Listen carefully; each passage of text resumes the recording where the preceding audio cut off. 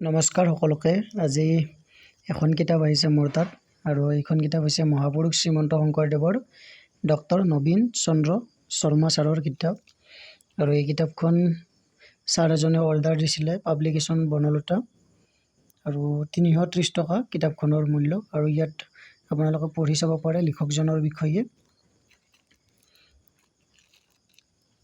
এইপিনে ভিতৰ পিনে চাব পাৰে আপোনালোকে কেনেকুৱাকৈ আছে, আৰু কি ধুনীয়াকৈ মানে সংস্কৃতত দিয়া আছে, তাৰপিছত অসমীয়াত দিয়া আছে। আপোনাৰ চাব পাৰে অসমীয়াত সুন্দৰকৈ ভাঙনি কৰা আছে। আপোনালোকে বৰ্ড যি বিচাৰে আৰু বিষয়সমূহ আপোনালোকে চাব পাৰে। এখন